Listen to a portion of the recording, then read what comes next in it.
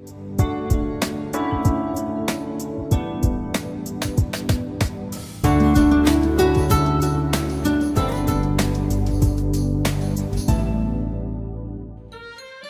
камине пляшут блики от огня, и вечер исполняет танго страсти. И в тихом разговоре обо всем мы пьем нектар мечты из кубка счастья. Самого доброго времени суток за окном вовсю хозяйничает зябкая, не скупящаяся на белила зима, а наша уютная гостиная вновь наполнена теплом и радужными красками ожидания новогоднего чуда. Волшебного предвкушения незабываемой встречи у камина, радостью которой мы с удовольствием делимся с вами, наши дорогие телезрители. Сегодня наш разговор будет больше похож на стройное многоголосие, где каждая партия сливается в прекрасную мелодию большой любви и семейного счастья. К нам на огонек заглянули сразу 3 поколения большого и дружного семейства Мясниковых.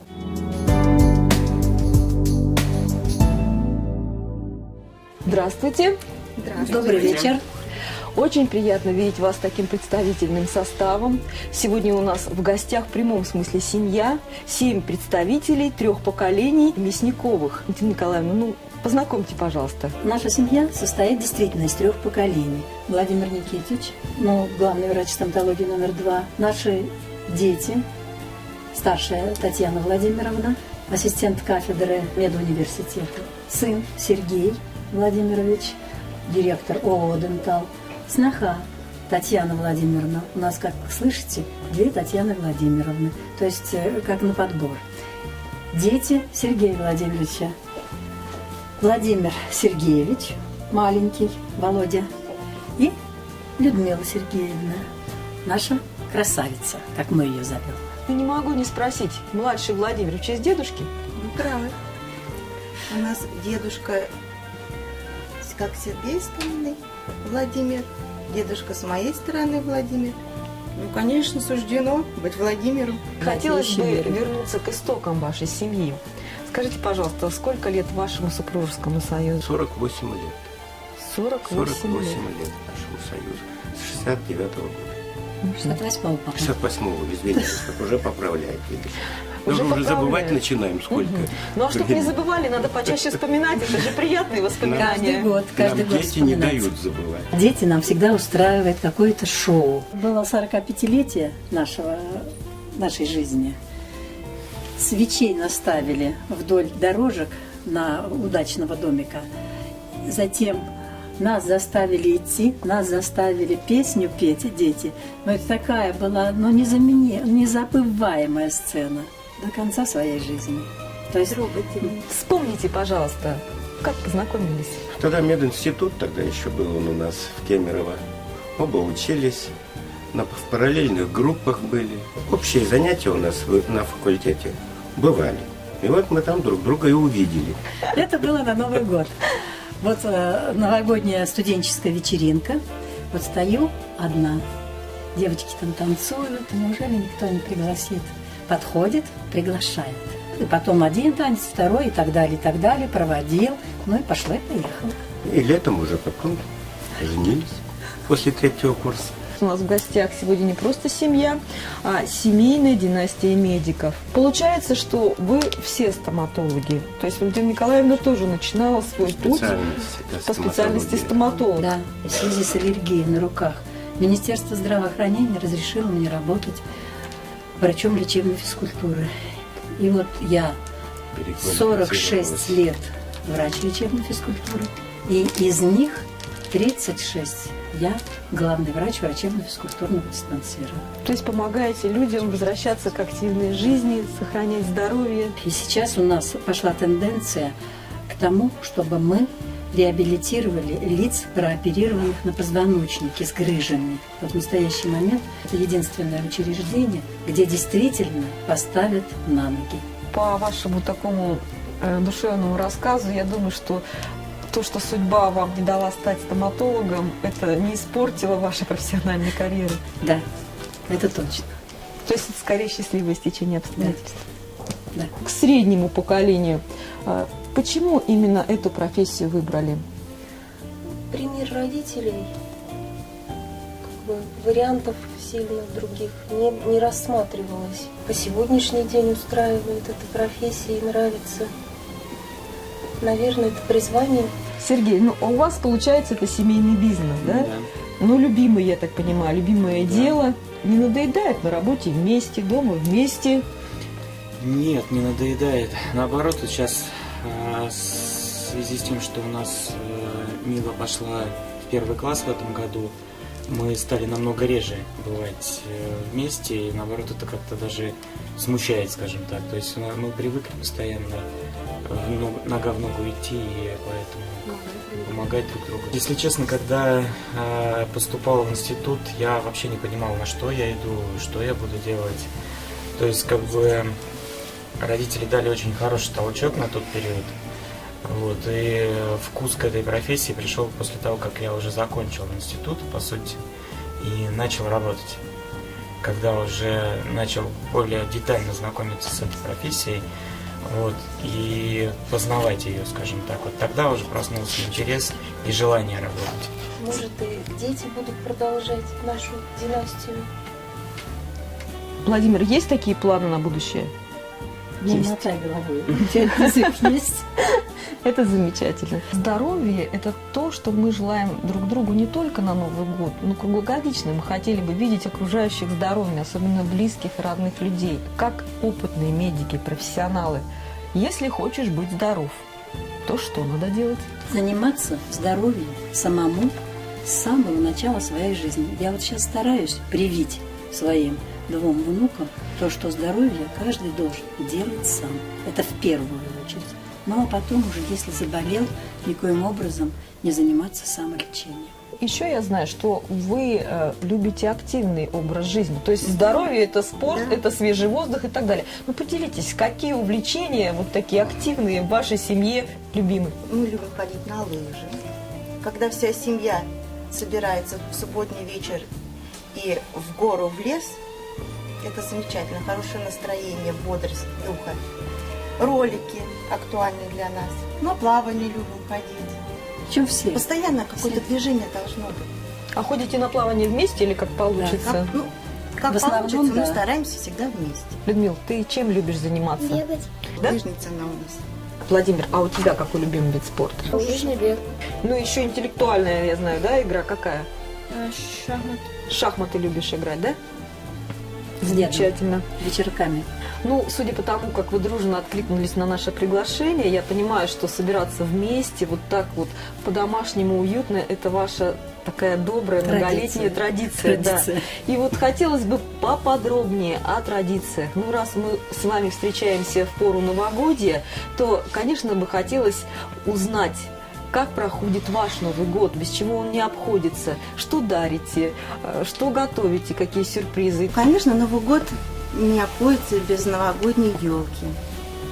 Когда мы украшаем ее игрушками вместе с ребятишками. И сейчас в магазинах продается очень много разнообразных игрушек, гирлянд новогодних. Но, конечно, мы предпочитаем сделать своими руками. Вы принесли, я знаю, что вот такую красоту. Расскажите, что это такое? Из чего сделали? Шишки, внутри шишки, прищепки, корица, свеча. Ну и символ – это петух этого года. То есть из подручных материалов Конечно, такая красота конечно. получается, да, при желании? Мы каждый год дарим в семье обмен подарков. Таня приезжает из Кемерово с большой корзиной подарков, прям как Дед Мороз. Мы с Танюшкой здесь тоже все готовим. Но в основном, конечно, этим занимаются женщины. Мужчины только бегают по нашим заявкам, по магазинам. Все желания наших детей в основном выполняются. Иногда, правда, маленькие загнут так, что не хватает кармана. Маленький цветочек такой, да? Да. Поэтому, в меру возможностей, конечно, все пожелания нашей семьи выполняются. Хотелось бы вот к мужчинам семьи обратиться. А вы-то своим женщинам на Новый год какие-то подарочки дарите? Не без этого. Как же обойдемся? Всегда. Какие-то небольшие подарочки мы сами выбираем, а если что-то конкретно уже... Посерьезнее. Да, посерьезнее, да, мы если что-то захотят, то это уже, конечно, С ними. Лучше С с ними ними. тогда будет. Это надежнее. Дед Морозы рядом. Мы писем не пишем, мы говорим напрямую. Хотела бы вот у младших спросить. На Новый год бабушка, мама что-то вкусненькое особенно готовят? Ну что, Печенье. Печенье, так. А у тебя, Владимир, какой любимый блюдо? салат оливье. Бабушка знает. Да потому что бабушка готовит. Как это вообще происходит перед Новым годом? За сколько начинается подготовка? Как вот загружена кухня? Как велик ассортимент предлагаемых блюд? Обычно они просто... Ну все, готовимся, собираемся, да, все, собираемся, все. Обговорили, кто что готовит. В итоге все приготовят все. Потом все Практически это... одинаково. Да, потом все это собирается, и стол просто нереальный. И до 7-го все это съедается. Неправда. Чуть неправда, до 10-го. Пельмени-то не съедаются. А сколько пельменей вот так вот? Кто главный, так скажем, лепщик? И вот сколько за раз можете налепить пельменей? Я и Таня старшая. Рекорды. Штук 300. Новый год наступает. Мы все заранее готовим какие-то костюмы. Для детей, вот детей, они уже сейчас подросли и понимают, у нас всегда приходил Дед Мороз и Снегурочка домой. Стучал палкой. Сначала заходил Дед Мороз, потом заходила Снегурочка. Дед Мороз, Снегурочка. А куда-то папа с мамой на этот момент исчезали. И детям было так интересно, так интересно. Причем все письма, которые они писали Дед Морозу, были удовлетворены. Когда вот уже пробьют куранты, начинает веселье делать старшее поколение, включая дедушку, бабушку и среднее поколение. Мы выходим на улицу с шампанским. Улица у нас Гайдара, и там очень много врачей живет. И вот мы там очень весело встречаем. Нет-нет, и пойдем к кому-нибудь в гости. Нет-нет, и к нам в гости идут. Каждый год мы покупаем какие-то салюты, и после того, как куранты пробьют, ну, наверное, где-то пол-первого, вот так вот, выходим и пускаем салюты, запускаем. Я знаю, что, Валентина Николаевна, вы сегодня не с пустыми руками пришли. Вот есть у вас такая прекрасная домашняя заготовка. Давайте, наверное, уже покажем всем телезрителям, что у нас тут прекрасного есть. Я буду показывать, а вы рассказываете. Мы принесли семейный пирог, ватрушка новогодняя с творогом. И пирожки с капустой, так как капусту у нас любят. Дедушка и дочка. Самые большие любители пирожков с капустой, да? Да, капуста Самые во старые, всех самые видах. малые. Очень аппетитно выглядит. Я думаю, что... Попробуем? Ну, как-то попозже, может быть, попробуем. Я вчера зря вот тоже. Еще одна была ватрушка такая же. И было вечернее уже время. Зря я попробовала Да? ложечку. Не смогли смогла оторваться. остановиться, да. Вот и я того же боюсь, потому что выглядит очень аппетитно, еще и гранатиком сверху. В этом году мы встретили Новый год в загородном домике. Во дворе украшенная настоящая елка, не срубленная, а растет она там. Мы ее украсили цветами, гирляндами, затопили баню, попарились, побарахтались в снегу. Мы, женщины, накрывали стол, старались, чтобы все было очень красиво. Потому что это мы первый год встречали за городом. До этого все Новые года встречались в квартирах.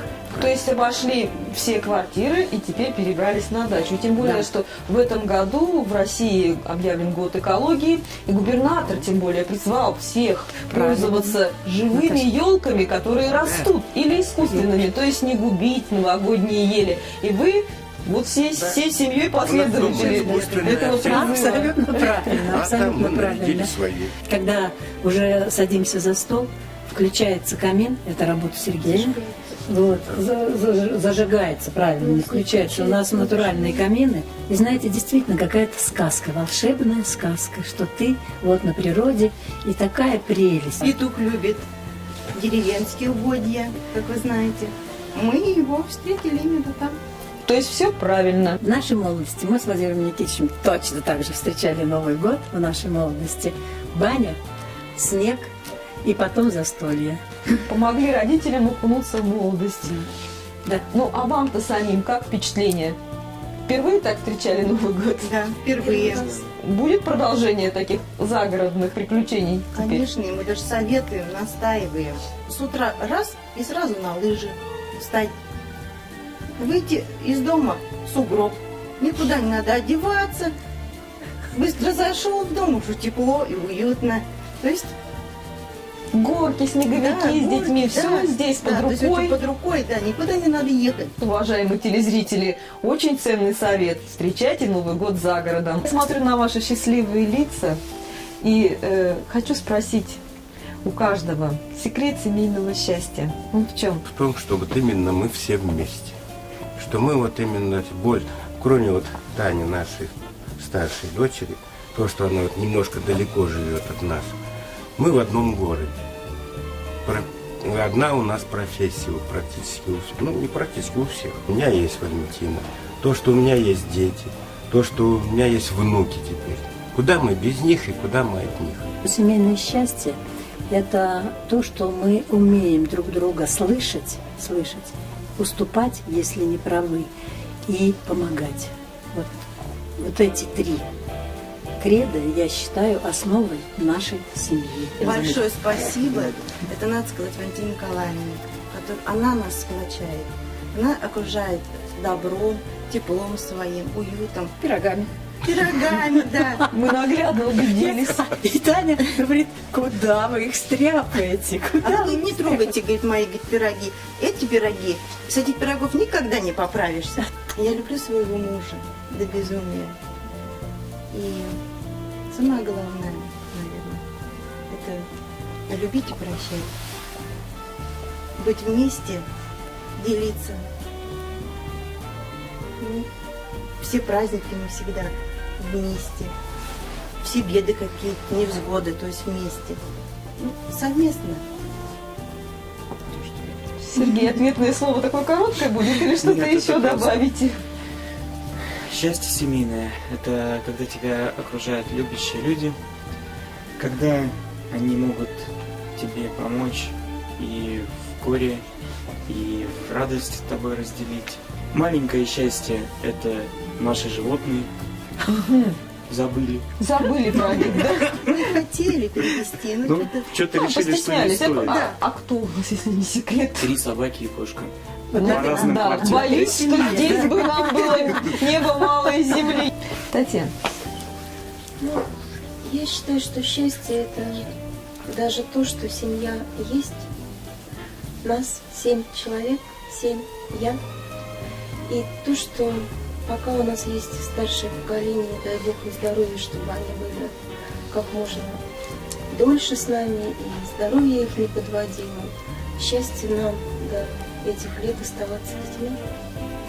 пока живы родители, мы всегда остаемся с Да, да, детьми, это здорово. От этих теплых слов хотелось бы перейти к традиции, которая у вас связана с боем курантов. Вы снова подготовились замечательно, и у нас есть возможность еще раз это пережить, Попробовать. повторить это прекрасное мгновение.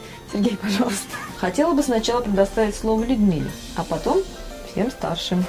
Людмил, ну мы тебя слушаем. Что вот ты хотела бы пожелать нашим телезрителям и своей родне? Пусть Новый год здоровья вам прибавит, пусть Новый год вам счастье принесет, и все хорошее оставит, а все плохое унесет. Пусть все невзгоды, которые были в прошедшем году, не переходят на этот год, а только радостные события. Кто ищет половину вторую, пусть обязательно ее найдет. Пусть все мечты осуществятся у вас в этом году. Всего самого вам хорошего. Поздравляю всех с наступающим Рождеством, и пусть рождественская ночь принесет вам настоящую сказку. Дорогие прокопчане, дорогая моя семья, любимая моя семья, год красного огненного петуха, он особенный, отличается от всех остальных годов. В этом году только те, кто очень упорно трудится, добьются желаемого. И ценятся в этом году только семейные люди. Пусть этот год будет более удачливым, чем тот, который мы прожили. Тот год был високосным, тяжелый год был. Поэтому всех с Новым годом! Хотелось бы вам пожелать, чтобы ваши ряды множились, и счастье, и здоровье всегда сопровождали вас по жизни. Спасибо. Спасибо.